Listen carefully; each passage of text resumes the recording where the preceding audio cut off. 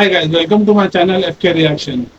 आज मैं आपके सामने जो वीडियो लेकर के आया हूँ वो अरब देश लीबिया के हुक्मरान मुअम्मर गद्दाफी का वीडियो लेकर के आया हूँ, जिन्होंने एक गरीब तबके से उठ करके लीबिया की हुकूमत करने तक का सफर तय किया। और ये सफर उन्होंने किस तरह से तय किया, आइए इस वीडियो के जरिए हम जानेंगे। तो चलिए शुरू करते हैं इस वीडियो को।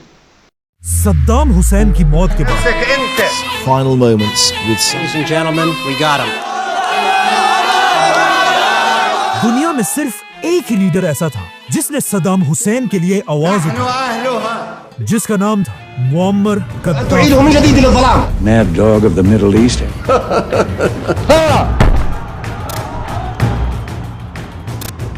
जिसने अरब बादशाहों के सामने खड़े होकर कहा कि अगर अब भी हमने अमेरिका को नहीं रोका तो अगली बारी हमारी हो। जिस पर सारे अरब बादशाह उस पर हंस रहे थे, लेकिन गद्दाफी की ये बात बिल्कुल सही थी, क्योंकि सद्दाम हुसैन को मारने के बाद अमेरिका का next target Muammar Gaddafi announced the death of Muammar Gaddafi. लेकिन आखिर गद्दाफी में इतनी हिम्मत आई कहां से? गद्दाफी के मुल्क लीबिया को आज से 1400 साल पहले हजरत उमर की खिलाफत में मुसलमानों की फौज ने फतह किया था। और हजरत उमर ने लीबिया को ऐसा फतह किया था कि अगले 1300 साल तक कोई भी मुसलमानों से लीबिया नहीं जीत सका। लेकिन आखिर उस्मानिया खिलाफत के आखिरी सालों में इटली ने मुसलमानों से लीबिया छीन लिया, जिसके बाद लीबिया के मुसलमानों और इटालियंस के दरमियान आजादी की जंग कई सालों तक चलती रही, जिसमें लीबिया के मुसलमानों के लीडर का नाम था उमर मुख्तार। जिसके बाद उमर मुख्तार को तो फांसी दे दी गई। Omar Mukhtar is dead by hanging. लेकिन इसी उमर मुख्तार के फौज में एक बहुत ही गरीब सिपाही था। जैसे ही वर्ल्ड वॉर 2 शुरू हुई, इस गरीब सिपाही के झोंपड़ी में एक बच्चा पैदा हुआ, जिसका नाम रखा गया मुअम्मर गद्दाफी। गद्दाफी का बाप उसे बचपन से उमर मुख्तार की बहादुरी की कहानियां सुनाया करता था, जिससे गद्दाफी को अपनी जिंदगी का मकसद मिला। और जब गद्दाफी की एज सिर्फ 9 साल थी, लीबिया को उसकी आजादी मिली। लेकिन ये आजादी सिर्फ नाम की आजादी थी। दुनिया के सुपर पावर्स ने मिलकर लीबिया में अपना पपेट बादशाह बिठाया था। आजादी मिलने के बाद भी लीबिया दुनिया के सबसे गरीब और बैकवर्ड इलाकों में था। लेकिन बहुत जल्द ये सब बदलने वाला था, क्योंकि लीबिया में दुनिया की सबसे बड़ी ऑयल की डिस्कवरी हुई। अचानक लिबियंस दुनिया के सबसे गरीब लोगों से दुनिया के सबसे अमीर लोग बनने लगे। एक आम लिबियन जो अब तक सिर्फ $30 कमाता था, कुछ ही सालों में $2000 कमाने लगा। लेकिन एक पपेट बादशाह होने की वजह से उसने लीबिया के सारे तेल का कंट्रोल अंग्रेजों के हवाले किया था, जिससे लीबिया की आवाम अपने बादशाह से नफरत करने लगी थी। इसीलिए लीबिया की आवाम अपने बादशाह के खिलाफ बगावत करने लगी, जिनमें एक यंग ऑफिसर गद्दाफी भी शामिल था। लेकिन इस छोटी मोटी बगावत से लीबिया के बादशाह को कोई फर्क नहीं पड़ा। लीबिया के बादशाह को असल धचका तब मिला जब एक बार फिर इजराइल और अरबों की जंग शुरू हुई, जिसमें ऑलमोस्ट सारे अरब मिलकर इजराइल के खिलाफ लड़ रहे थे। लेकिन सिर्फ लीबिया का बादशाह एक पपेट होने की वजह से बिल्कुल खामोशी से छुप कर बैठा था, जिसके बाद सिर्फ 6 दिनों में बड़े बड़े अरब कंट्रीज इजराइल से बेशर्मी से हार गए, जिसे देखकर लीबिया की आवाम इस सब का ब्लेम सीधा अपने बादशाह पर डालने लगी। और बादशाह के खिलाफ बगावत इतनी बढ़ गई कि आखिर वो लीबिया को छोड़कर फरार हो गया। और यहां से लीबिया में एक खतरनाक रेस शुरू हुई कि कौन लीबिया का तख्त संभालेगा। एंड ऑफ कोर्स पूरी दुनिया लीबिया के आर्मी चीफ की तरफ देख रही थी। और बिल्कुल ऐसा ही हुआ। लीबिया की आर्मी ने बादशाह के खिलाफ बगावत कर दी। आर्मी ने लीबिया के सारे एयरपोर्ट्स, रेडियो स्टेशन, हर चीज पर सिर्फ 2 घंटों के अंदर अंदर कब्जा कर लिया। और अब सब इंतजार कर रहे थे कि कब आर्मी चीफ आकर लीबिया के कौम से खिताब करेंगे। जैसे ही रेडियो पर स्पीच शुरू हुई, लोग ये देखकर हैरान रह गए कि ये तो आर्मी चीफ है ही नहीं, बल्कि आर्मी चीफ को तो इस सबसे पहले गिरफ्तार कर लिया गया था। असल में ये सारी बगावत सिर्फ 27 साल के लड़के कैप्टन गद्दाफी ने अपने कुछ फौजी दोस्तों के साथ मिलकर की थी। इस तरह गद्दाफी एक ही दिन में फौज के एक आम से कैप्टन से सिर्फ 27 साल की एज में पूरी फौज का आर्मी चीफ बना। कजाफी ने अपनी पहली स्पीच में मार्शल लॉ का ऐलान सारे मुल्क में मार्शल लॉ नाफिज कर दिया गया है। सॉरी, ये वाला मार्शल लॉ नहीं, ये वाला। मेरे अजीज हमवतनों, मुल्क में मार्शल लॉ नाफिज कर दिया गया है। कद्दाफी ने आते ही सबसे पहले लीबिया के अंदर सारे अमेरिका के फौजियों को फुल स्पीड बाहर निकलने का हुक्म दिया। लीबिया के ऑयल पर कब्जा करने वाले सारे अंग्रेजों को भी बाहर निकाल दिया और लीबिया की सारी ऑयल को पहली बार अपने कंट्रोल में लिया। नाउ जैसे ही कद्दाफी लीबिया का लीडर बना, उसके कुछ ही अरसे बाद एक बार फिर पाकिस्तान और इंडिया की जंग शुरू हुई।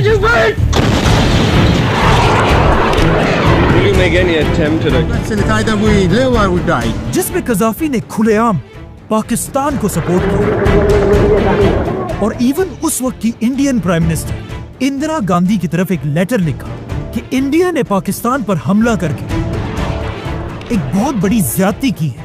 जिसके बाद ऑफ कोर्स पाकिस्तान के जुल्फिकार अली भुट्टो और कद्दाफी एक दूसरे के क्लोज दोस्त बने और इवन कद्दाफी ने एक बार पाकिस्तान आकर OIC की कॉन्फ्रेंस में पहली बार यह ऐलान किया कि पाकिस्तान भी एक न्यूक्लियर ताकत होनी चाहिए। और यहां से पाकिस्तान और लीबिया के दरमियान एक सीक्रेट प्लान शुरू हुआ, जिसमें लीबिया के साइंटिस्ट पाकिस्तान के साइंटिस्ट से न्यूक्लियर टेक्नोलॉजी खरीदने लगे। लेकिन ये दोस्ती ज्यादा अरसा चली नहीं, क्योंकि इस सब के कुछ ही अरसे बाद पाकिस्तान में भी मार्शल लॉ लगा। सारे मुल्क में मार्शल लॉ नाफिज कर दिया गया है, जिसके बाद जुल्फिकार अली भुट्टो को फांसी दे दी गई। There were 7 judges and it is entirely up to them. और पाकिस्तान के नए लीडर जियाउल हक ने आते ही रहमान लीबिया के साथ सारे रिलेशंस तोड़ दिए और लीबिया के साथ सारी न्यूक्लियर डील्स बंद कर दी। यहाँ तक कि एक टाइम ऐसा भी आया कि कज़ाफी ने सारे पाकिस्तानियों को लीबिया से जबरदस्ती निकालने का हुक्म दिया। इस तरह जनरल जियाउल हक के आने के बाद कद्दाफी ने पाकिस्तान को छोड़कर इंडिया के साथ दोस्ती का हाथ मिलाया, जिसके बाद Indian prime minister Indira Gandhi पहली बार कद्दाफी से मिलने लीबिया भी गए। इंडिया ने कज़ाफी को बहुत इज्जत दी, क्योंकि उन्हें पता था कि अब कज़ाफी कोई आम इंसान नहीं बल्कि दुनिया के सबसे ताकतवर लीडर्स में से। क्योंकि जैसे ही कज़ाफी लीबिया का लीडर बना, दुनिया में पाकिस्तान इंडिया की जंग के बाद एक और जंग भी हुई, अरब इजराइल जंग, जिसमें अरब कंट्रीज ने मिलकर अचानक इजराइल पर सरप्राइज हमला किया। लेकिन एक बार फिर सारी अरब कंट्रीज बुरी तरह हार गई, जिसके बाद कज़ाफी ने अरब लीडर से क्लियरली कहा कि इजराइल को हराना इम्पॉसिबल है जब तक उसके साथ अमेरिका की ताकत हो, और जब तक हम अमेरिका को सबक नहीं सिखाएंगे हम इजराइल को हरा नहीं सकते। और कद्दाफी को पता था अमेरिका की सबसे बड़ी कमजोरी एक ही है, ऑयल। तो कद्दाफी ने सऊदी बादशाह शाह फैसल के साथ मिलकर अमेरिका को तेल बेचने पर पाबंदी लगा, जिससे ऑफ कोर्स पूरी दुनिया में ऑयल की प्राइसेस आसमान तक चली गई। कद्दाफी ने इस नए पैसे को यूज करके लीबिया को एक रिच और मॉडर्न कंट्री बनाना शुरू किया। हर वो लीबियन जिसके पास अपना कोई घर नहीं था, उसे फ्री में अपना नया घर दिया गया। और अगर कोई लीबियन अपने लिए गाड़ी लेना चाहता था तो उस गाड़ी के आधे पैसे कद्दाफी की हुकूमत देती थी। और लीबिया में जो भी यंग लड़का शादी करना चाहे उसे ऑलमोस्ट 1 करोड़ रुपए दिए जाते थे।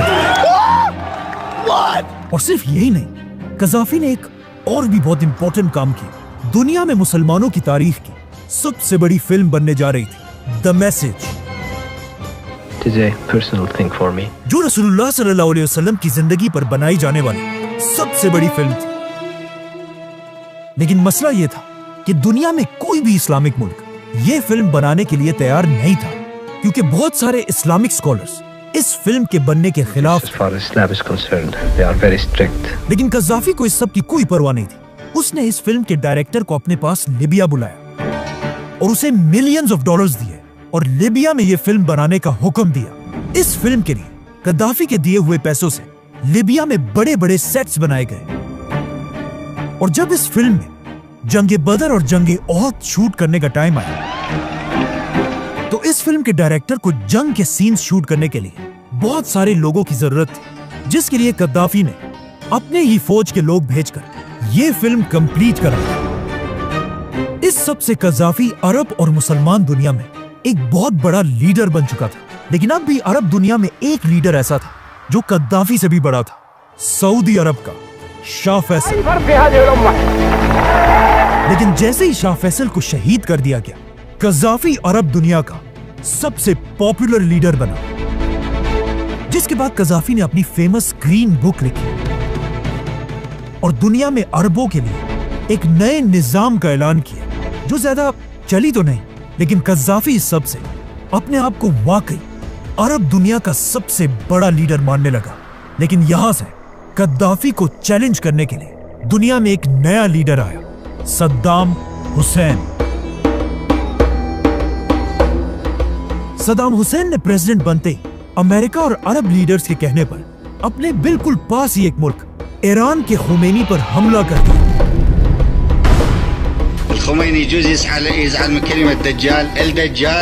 जिसमें दुनिया के सारे अरब लीडर्स ने मिलकर सद्दाम हुसैन को ईरान के खिलाफ सपोर्ट किया, सिवाय एक अरब लीडर के, मुअम्मर कद्दाफी।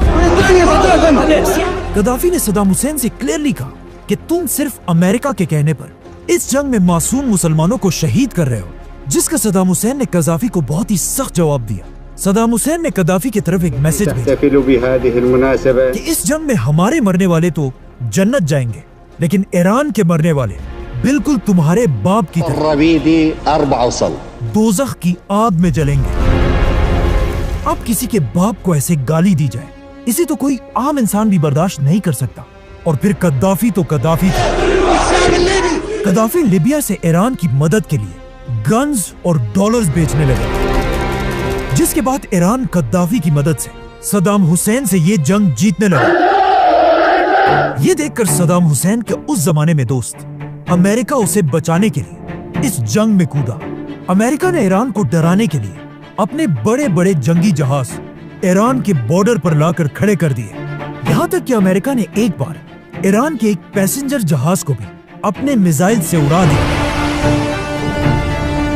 और 300 इनोसेंट लोगों को शहीद कर दिया।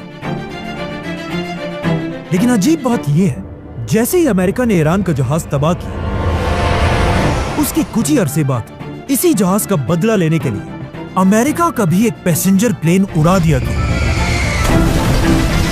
अब इस जहाज के गिरने के बाद जब इसकी इन्वेस्टिगेशन की गई, तो पता चला कि इस जहाज को गिराने का मास्टरमाइंड एक Libyan professor Abdelbasit al-Megrahi carried out Mr. Gaddafi's order. जिसके बाद अमेरिका ने इस जहाज का सारा इल्जाम मुअम्मर कद्दाफी पर Mr. डाला, Gaddafi personally ordered the bombing. क्योंकि इस जहाज के गिरने से पहले भी कद्दाफी ने कुछ ऐसी हरकतें की थी।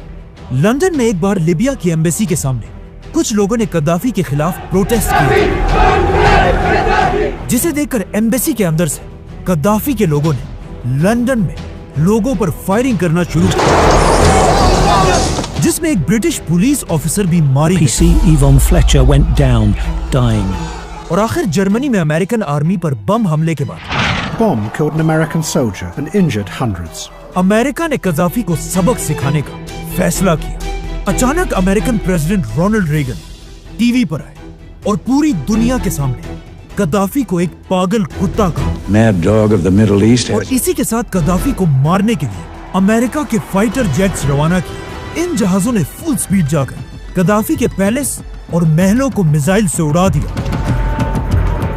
इन हमलों से कद्दाफी की छोटी सी अडॉप्टेड बेटी हाना कद्दाफी शहीद हो गई। Our small adopted daughter was killed. अब कद्दाफी तो बच गया, लेकिन अमेरिका ने कद्दाफी की कमर तोड़ने के लिए लिबिया पर बड़े बड़े sanctions, Political or military sanctions. जिसके बाद अमेरिका के डर से दुनिया का हर मुल्क अपने आप को कद्दाफी से दूर करने लगा और लिबिया की इकोनॉमी तेजी से नीचे गिरने लगी।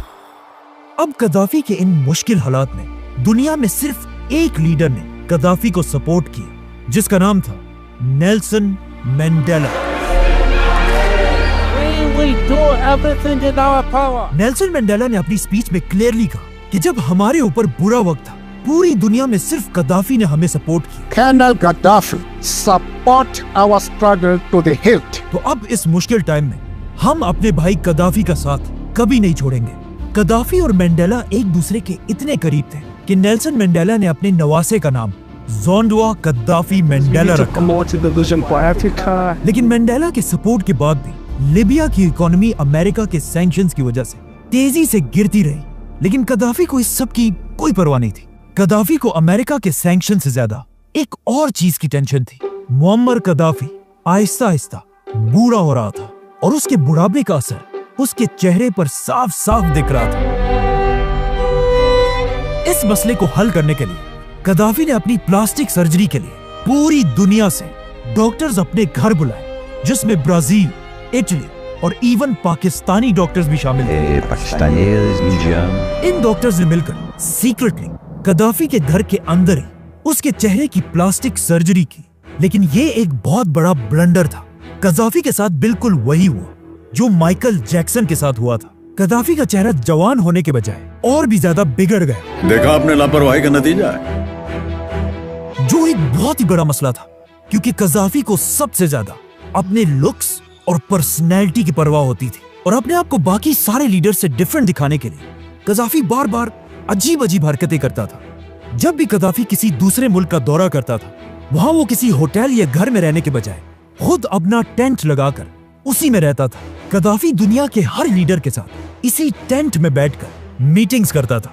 यहाँ तक कि एक दिन कदाफी ने अमेरिका में डोनाल्ड ट्रंप की जमीन पर अपना टेंट लगाया, जहाँ से ट्रंप और अमेरिका के लोगों ने मिलकर बहुत ही बेइज्जती से कदाफी को वहाँ से निकाल दिया। इससे भी अजीब बात ये थी, कदाफी ने अपनी हिफाजत के लिए 400 फीमेल बॉडीगार्ड्स की एक फौज बनाई थी, जिन्हें उनकी ताकत से ज्यादा उनकी खूबसूरती देकर सेलेक्ट किया जाता था। जो भी लड़की कदाफी की इस फौज को ज्वाइन करे, उसे पूरी जिंदगी शादी करने की इजाजत नहीं होती थी। ये लड़कियां कदाफी को डिफेंड करने के लिए हर वक्त उसके पास खड़ी रहती थी और कदाफी का कहना यह था कि मैं इन फीमेल बॉडीगार्ड से दुनिया को अरब औरतों की आजादी दिखाना चाहता हूँ।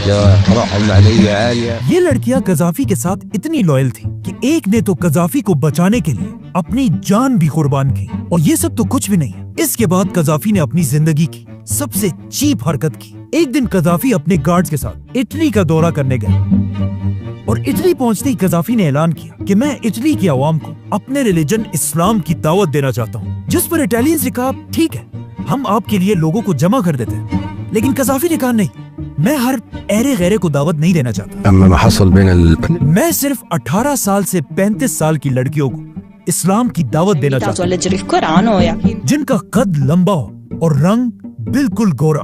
कदाफी के ऑर्डर्स के मुताबिक उसके ऑफिसर्स इन लड़कियों को पार्टी की लालच देकर जमा करने लगे और उन्हें बताया गया कि फुल तैयार होकर आना, क्योंकि एक बहुत बड़ी पार्टी होगी। जो लड़कियां कदाफी के रिक्वायरमेंट्स पर पूरा नहीं उतरती थी, उन्हें होटल के गेट से ही वापस कर दिया जाता था। इस तरह कदाफी ने 200 इटालियन लड़कियों को इस्लाम की दावत दी। कदाफी की इस हरकत के बाद पूरे यूरोप में लोग सिर्फ कदाफी का ही नहीं बल्कि इस्लाम का भी मजाक उड़ाने लगे और मुसलमान लीडर्स पर लोग दुनिया में हंसने लगे। कदाफी की इन्हीं चीप और बेशर्म हरकतों को देखकर अमेरिका में कदाफी की लाइफ पर एक बहुत ही फेमस फिल्म बनाई गई, द डिक्टेटर। अमेरिका।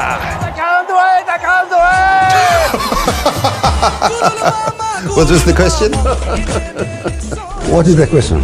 ये तो कदाफी की पर्सनल लाइफ थी, लेकिन अब भी अमेरिका के सैंक्शंस की वजह से कदाफी का लीबिया बिल्कुल टूट चुका था। लेकिन कदाफी अकेला नहीं था जिस पर अमेरिका ने सैंक्शंस लगाए। Unilateral sanctions. कदाफी से भी ज्यादा खतरनाक सैंक्शन अमेरिका ने एक दूसरे लीडर सद्दाम हुसैन पर लगाए थे, क्योंकि अमेरिका कदाफी से ज्यादा सद्दाम की ताकत से डरता था।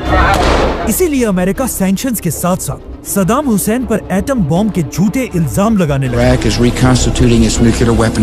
जिसके बाद आखिर अमेरिका के प्रेसिडेंट जॉर्ज बुश ने टीवी पर आकर कहा कि सद्दाम हुसैन और उसके बेटों के पास सिर्फ 2 दिन का टाइम है कि वो इराक को छोड़कर भाग जाए, वरना अमेरिका उन्हें खत्म कर देगा।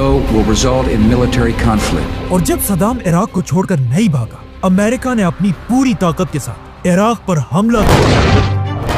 Military operations to disarm Iraq. इस हमले में अमेरिका ने सद्दाम के बेटों, पोतों और पूरे खानदान को मार डाला और काफी अरसे तक ढूंढने के बाद उन्होंने आखिर सद्दाम हुसैन को भी गिरफ्तार कर लिया। जैसे ही अमेरिका ने सद्दाम हुसैन को गिरफ्तार किया, Saddam Hussein and his criminal regime will not return. पूरी दुनिया ने अमेरिका के डर से सद्दाम का साथ छोड़ दिया। लेकिन अब जब कोई भी सद्दाम की मदद के लिए तैयार नहीं था, यहाँ पर सद्दाम का पुराना दुश्मन उसकी मदद के लिए आया, मुअम्मर कद्दाफी। जैसे ही सद्दाम को अदालत के सामने पेश किया गया, कद्दाफी ने अपनी इकलौती बेटी आयशा कद्दाफी को लिबिया से इराक में सद्दाम का केस लड़ने के लिए भेजा।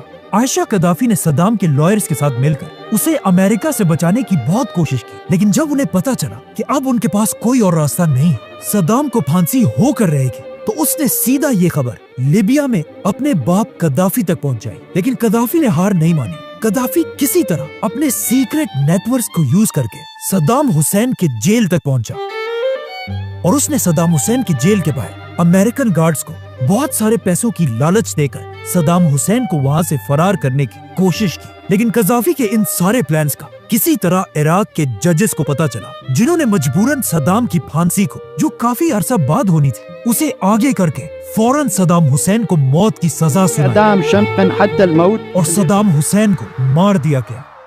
सद्दाम को मारकर अमेरिका ने इराक को तबाह बर्बाद कर दिया, जिसके बाद कुछ ही सालों में इराक में 1 मिलियन लोग मारे गए, जिसकी वजह से लोग अमेरिका से इतनी नफरत करने लगे कि जब अमेरिका का प्रेसिडेंट बुश पहली बार इराक विजिट करने गया तो वहां उसे सबके सामने जूते मारे गए।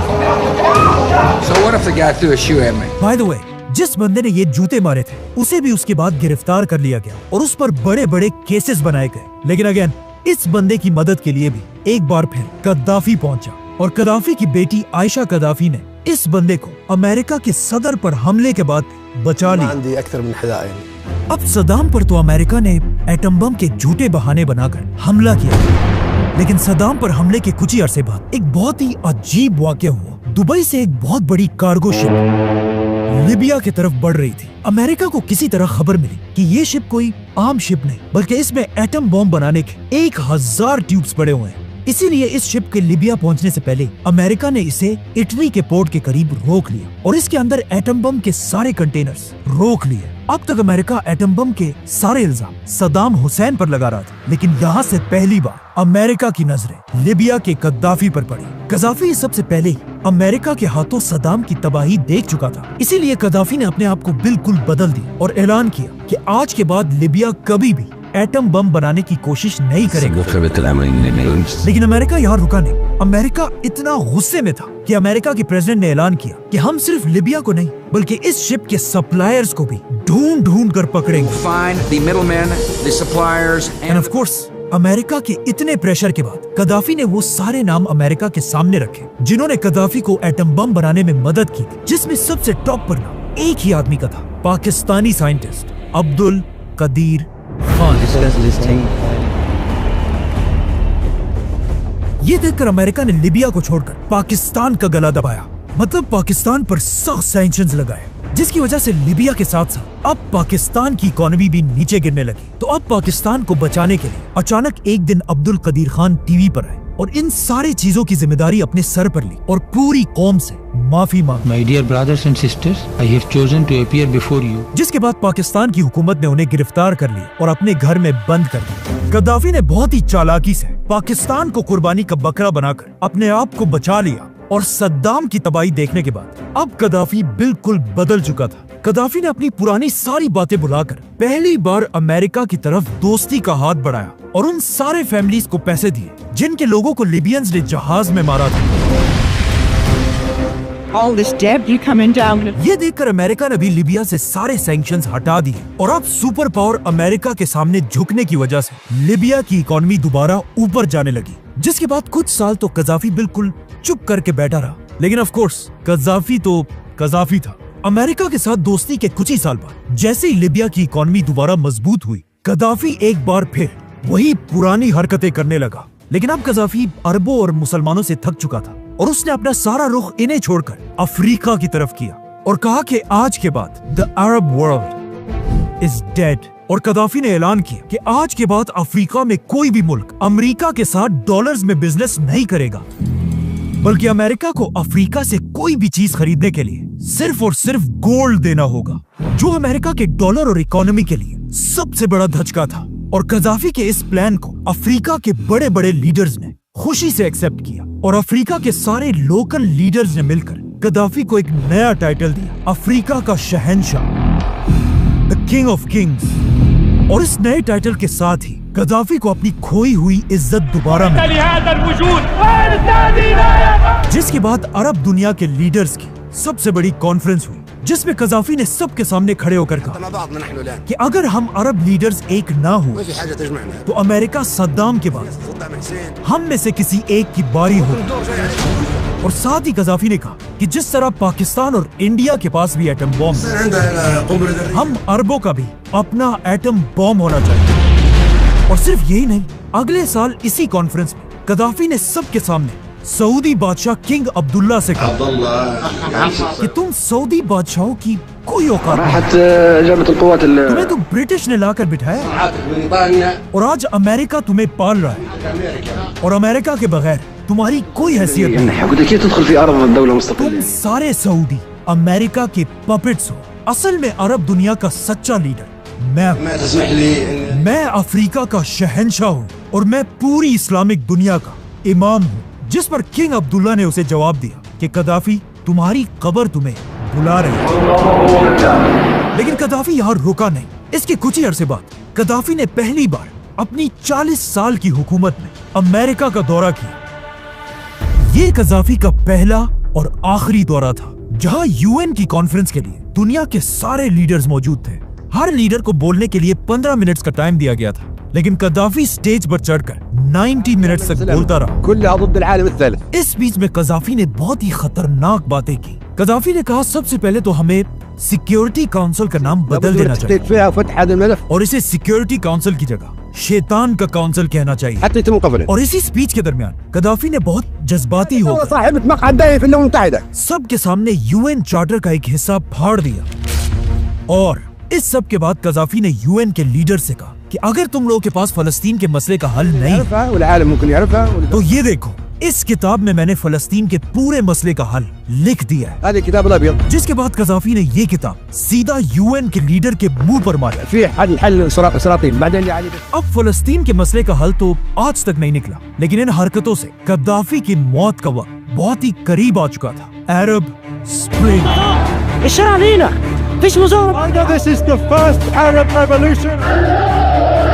लीबिया के पास ये एक मुल्क ट्यूनीजिया में एक शख्स ने अपनी गुर्बत से तंग आकर अपने आप को गवर्नमेंट बिल्डिंग के सामने आग लगा दी। ये वीडियो फेसबुक की वजह से तेजी से पूरे मुल्क में फैल गई, जिससे ट्यूनीजिया में प्रेसिडेंट के खिलाफ हर जगह प्रोटेस्ट शुरू हुए और कुछ ही अरसे में उन्होंने अपने प्रेसिडेंट को उसके तख्त से हटा दिया।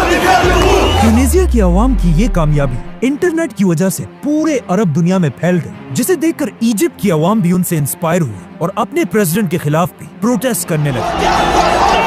और इजिप्ट के लोगों ने अपने प्रेसिडेंट को भी 30 साल की हुकूमत के बाद हटा दिया। अब गद्दाफी के दोनों साइड्स पर अवाम ने अमेरिका के आशीर्वाद से अपने बादशाहों को हटा दिया, जिसके बाद अब बारी गद्दाफी की थी। अमेरिका आहिस्ता आहिस्ता लिबिया के लोगों को गद्दाफी के खिलाफ भड़काने लगा, जिससे हर जगह गद्दाफी के खिलाफ बगावतें होना शुरू हुई। लेकिन जब एक इंटरव्यू में गद्दाफी से इन बगावतों के बारे में पूछा गया तो गद्दाफी ने जवाब दिया कि मैं 40 साल से लिबिया का लीडर हूँ, तुम्हें क्या लगता है लोग मेरे खिलाफ बगावत करेंगे? लेकिन असल में ऐसा बिल्कुल भी नहीं था। गद्दाफी ने इन बगावतों को रोकने के लिए अपनी आर्मी को हजारों लिबियंस को मारने का हुक्म दिया और इन हमलों का गद्दाफी को बहुत फायदा भी हो रहा था, क्योंकि गद्दाफी अमेरिका और बागियों से ये जंग जीत रहा था। लेकिन अमेरिका को ये सब मंजूर नहीं था। जैसे ही गद्दाफी जंग जीतने लगा, अमेरिका बागियों की मदद के लिए इस जंग में कूदा और अपने फाइटर जेट से गद्दाफी और उसके खानदान पर हमले करने लगा, जिसमें गद्दाफी तो बच गया, लेकिन उसके 2 बेटे और पोते पोतियां मारे गए। और इस तरह अमेरिका के जहाजों के साए में लिबिया के बागी गद्दाफी के कैपिटल की तरफ तेजी से बढ़ रहे थे। लेकिन गद्दाफी अपने बाकी बेटों और बेटी के साथ कैपिटल में मजबूती से खड़ा रहा। लेकिन इन सख्त हालात में भी गद्दाफी बगैर किसी सिक्योरिटी के अपने कैपिटल में घूमता रहा। बल्कि गद्दाफी ने अमेरिका के मिसाइल से तबाह होने वाले अपने एक महल में खड़े होकर स्पीच भी की, जिसमें कदाफी ने ऐलान किया कि मैं हर बागी को घर घर, शिबर शिबर, गली गली, दार दार, एक एक करके मारूंगा। فرد فرد حتى تطهر البلد من الدرس والنرجس। लेकिन अमेरिका के जहाजों और मिसाइलों ने कदाफी के कैपिटल को ऐसा तबाह किया कि कदाफी की सारी फौज बिल्कुल खत्म हो गई। ये देखकर कदाफी ने अपनी बेटी को आखिरी बार अपने पास बुलाया और उसे कहा कि जितना जल्दी हो सके लीबिया को छोड़कर चली जाओ। और कदाफी खुद अपने एक बेटे के साथ बहुत सारी आर्मर्ड गाड़ियों को लेकर गायब हो गया। अब अमेरिका, नेटो और बागी सब मिलकर कदाफी को ढूंढ रहे थे, लेकिन बहुत ढूंढने के बाद भी उन्हें कदाफी नहीं मिला। अचानक एक दिन नेटो का एक फाइटर जेट पनाविया टोर्नेडो लीबिया के डेजर्ट्स के ऊपर से गुजर रहा था। इस जहाज के पायलट ने नीचे डेजर्ट में 75 आर्मर्ड गाड़ियों का एक बहुत बड़ा काफला फुल स्पीड भागते हुए देखा। इस जहाज के पायलट ने सीधा ये खबर अमेरिका तक पहुंचाई और अमेरिका के ड्रोन्स ने आकर कदाफी के काफले पर हमला करना शुरू किया। लेकिन 11 गाड़ियों के तबाह होने के बाद कदाफी का काफला फुल स्पीड आगे बढ़ता रहा। लेकिन जैसे ही कदाफी की गाड़ी के बिल्कुल सामने वाली गाड़ी तबाह हुई, कदाफी और उसका बेटा गाड़ी से उतरकर इधर उधर भागने लगे और पीछे से बागियों की गाड़ियां इनका पीछा करने लगी। आखिर कदाफी भाग भाग कर थक गया और बागियों से बचने के लिए एक गटर के पाइप के अंदर छुप गया, जिसके बाद बागियों ने कदाफी के साथियों को मारकर उसे घसीट कर गटर से बाहर निकाला। कदाफी इन यंग बागियों के सामने गिड़गिड़ाने लगा कि बेटा मुझे मत मारो, मैंने किया क्या। ये वही कदाफी था जिसके पास दुनिया के सबसे महंगे महल थे, जो हर टाइम अपने फीमेल गार्ड्स के साथ घूमता फिरता था, बल्कि अपने आप को किंग ऑफ किंग्स कहता था। लेकिन आज कदाफी इन गरीब बागियों से अपनी जिंदगी की भीख मांग रहा था। इसके बाद बागियों ने जो कदाफी के साथ किया वो हम यहाँ एक्सप्लेन भी नहीं कर सकते। कहा जाता है इस वक्त कदाफी के पास अपनी फेमस सोने की पिस्टल भी थी और इसी सोने के पिस्टल से बागियों ने कदाफी को गोली मार दी। कदाफी की मौत की खबर सबसे पहले अमेरिका पहुंची, जिसके बाद ओबामा ने दुनिया के सामने कदाफी की मौत का ऐलान किया। लेकिन इससे कई साल बाद जब ओबामा से पूछा गया कि आपकी जिंदगी की सबसे बड़ी गलती क्या थी, जिस पर ओबामा ने जवाब दिया कि लीबिया को तबाह करना मेरी सबसे बड़ी गलती थी, क्योंकि कदाफी को मारने के बाद बागियों ने कदाफी और उसके बेटे के जिस्म को लीबिया के बाजार के दरमियान एक बहुत बड़े फ्रिज में रखा ताकि पूरी दुनिया कदाफी की लाश को देख सके। कदाफी को मारना अमेरिका की बहुत बड़ी गलती थी, जिसे आज सब मानते हैं। Libya was a disaster from the standpoint of the way it was handled. क्योंकि कदाफी के मरते लीबिया में एक बहुत बड़ी जंग हुई जिसमें 10 लाख लिबियंस मारे गए। लीबिया की इकोनॉमी बिल्कुल तबाह हो गई। एक आम लिबियन जो कदाफी के दौर में $12,000 कमाता था, अब उसके आधे $6,000 कमाने लगा। और लीबिया जो एक जमाने में दुनिया का सबसे मॉडर्न इलाका था, आज अमेरिका के हमलों की वजह से दुनिया का सबसे खतरनाक इलाका है। इस तरह कदाफी की बात बिल्कुल सही साबित हुई, क्योंकि अमेरिका ने सद्दाम के बाद बिल्कुल उसी तरह कद्दाफी को भी मार दिया। We came, we saw, he died. अरब दुनिया में 3 ही ऐसे लीडर्स गुजरे जिन्होंने अमेरिका की आंखों में आंखें डाली थी। एक सद्दाम हुसैन, दूसरा मुअम्मर कद्दाफी और सऊदी बादशाह किंग फैसल। सब्सक्राइब। तो देखा आपने ये वीडियो, कदाफी ने किस तरह से गरीब घर से उठ करके लीबिया की हुक्मरानी तक का सफर तय किया। उसने अपनी बात के आगे अमेरिका जैसे सुपर पावर के आगे भी घुटने नहीं टेके और ना ही हार मानी। हमने उसकी हुकूमत का राइज भी देखा और फॉल भी देखा। आपके ओपिनियन में कदाफी एक हीरो है या जीरो?